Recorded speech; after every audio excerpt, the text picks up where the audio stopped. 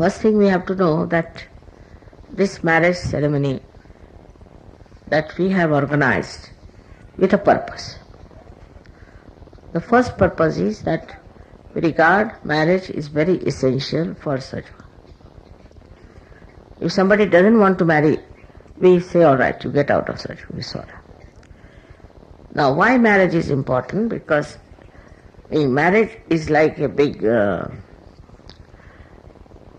yajna, it's like a big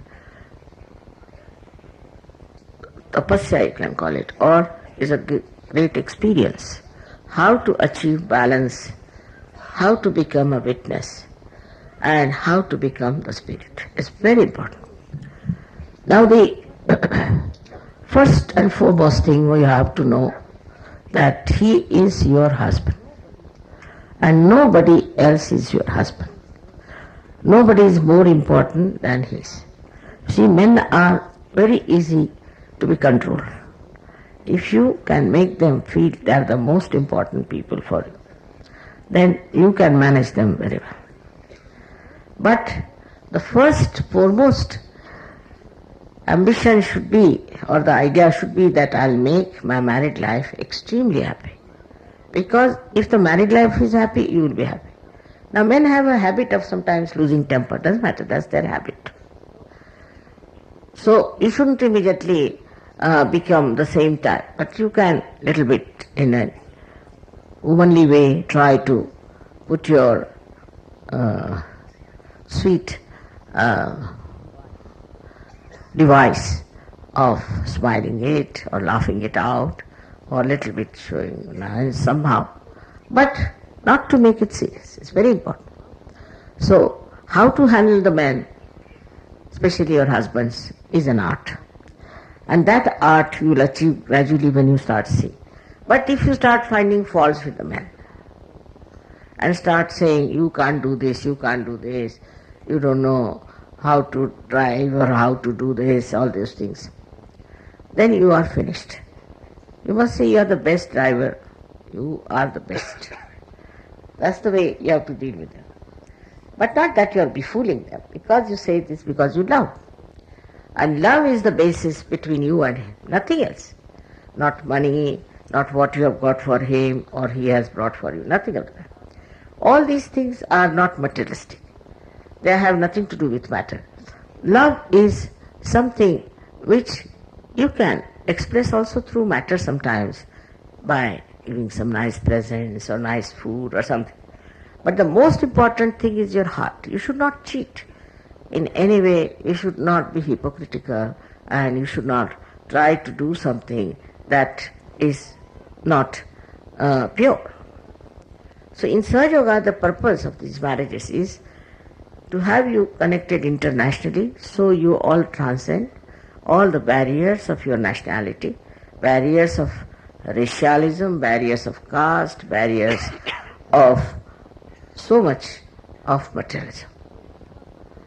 So you should not compare your husband with anyone. He is your husband. And you shouldn't expect too much from him. He's not given me this, he has not done that for me, he is like this. It's not necessary. You must always think what I have done for him. Also, what's wrong with me? Now some people, especially in the West, is very common, that after marriage they think they have to work out marriage. It's no working out. You see, like they think that as you work out your kitchen, work out your things, it's not like that. It's spontaneous between the two human beings who are realized souls. It is not that you are working out anything, but spontaneously you are going to enjoy. Spontaneously. Now, if you become extremely critical and try to show you are very brilliant and this, it's not going to work.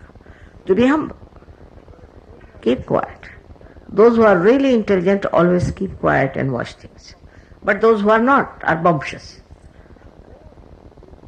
The more you are in Sahaja Yoga, the more you will be respected by him and by everybody else.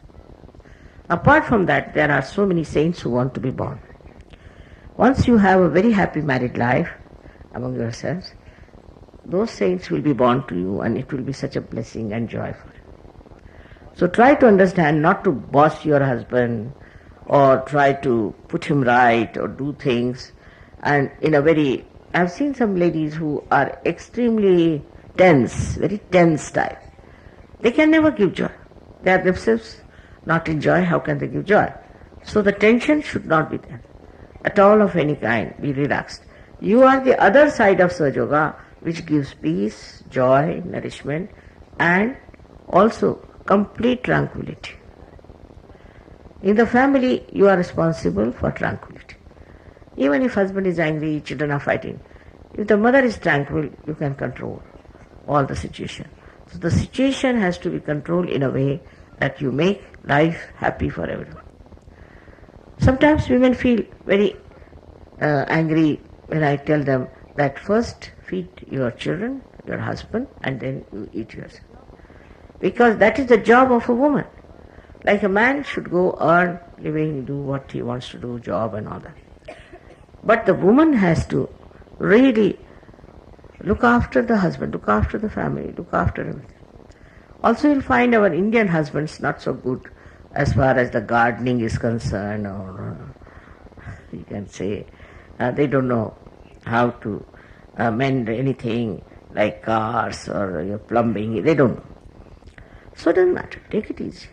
Gradually they'll pick up and they'll learn and they'll do it. But don't become impatient with them, just make fun of it. See? Just make fun. That's the best way to manage it.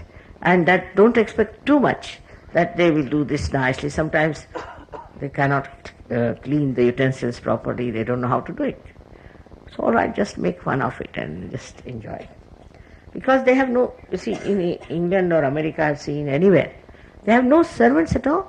While we have servants here, so all these boys are spoiled by the servants. So they are absolutely good for nothing as far as these things are concerned. But if you just try to teach them and help them, they will definitely go all out to do it.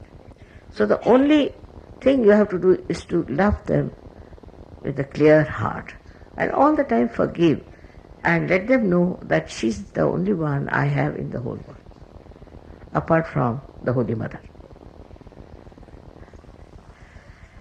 Of course, I am not against divorce, but I am not for it. In the sense that I don't like people when they divorce. But when things are impossible and difficult and one has to go in for such a thing, doesn't matter. Sometimes one has to do it. But it should be very rare. One should not think of a divorce at all. People think of divorce in the West mostly because of the laws, because the wife gets the money or the husband gets the money. But in Sahaja Yoga, if you are married, all these things, even if you are divorced, I will not support. Moreover, another thing is that the wife should not take money from the husband and send it to her relations. Never. It's a very, very wrong thing. It's to support your family through the money of their husband. Absolutely not allowed. That should not be done. You should not put the pressure of your family on your husband. You see, there has to be a clear-cut understanding for all of you that you will not take, you must keep your self-respect. Don't ask for anything. If he gives you anything, well and good. But don't ask, don't demand. That means you are not a surgeon. If you are a satisfied soul, why should you ask for anything? Or somebody gets something, she has got this, she has, nothing of the kind. You be satisfied. And this is how some girls nag their husbands very much. Most important thing is that you should not talk about your past at all. Because past is finished, now you are Sahaja Yogis, you are all realized souls. So you don't have to say a word about your past. Even if husband starts talking, you just stop. And tell him, we are to live in the present. Don't tell us about your past. I don't know why people think that they will look more attractive if they talk about all the past nonsense they did. Or to say that my mother was so bad, all psychological nonsense. Not to put your parents into jeopardy by saying they are very bad, they are no good, this, that. Just forget the past and live in the present, because in the present resides the reality. And the reality is the ocean of joy. You should not nag him for anything. Supposing he doesn't like some things, you shouldn't do it. Whatever he doesn't like, small things, like I was married in a family which was culturally very different. Very different. And they don't wear flowers, you see. And in India, all the married ladies, down south I'm saying, in my community, all wear garlands around their buns and things. Is always done. So my husband said, no, better not do it because, here in our community only the bad women wear that to attract men. Since that day I've never worn it. Not important. So also you must understand, now you have to take to the style of life of your husband. He is fond of entertaining, look after that. Women should be entertaining, they should look after her. They should not mind if somebody comes to stay with them or lives with them, or they should not try to show. On the contrary, they should be happy they are able to look after someone who is a Sahaja. So for the Sahajogis, you must keep always your heart open, your house open. There are so many things which I would like to tell you, but in this short time I have to just say that it is the responsibility of the women to make their marriages happy. Depends on their intelligence and on their dedication to Sahaja. It's your responsibility. And if you see in a wider sense, the responsibility of making a good society is that of a woman. Even if she has to suffer, she can. She's like this Mother Earth, she can suffer it. She never feels she suffers. She's so great. You are Shaktis. So, as Shaktis, if you have to suffer, you don't mind. And what you have to feel is that we are responsible for making our Sahaja society a perfect society. That's our responsibility. All your greed, all your ambitions, everything should be directed towards making a very, very happy married life. I wish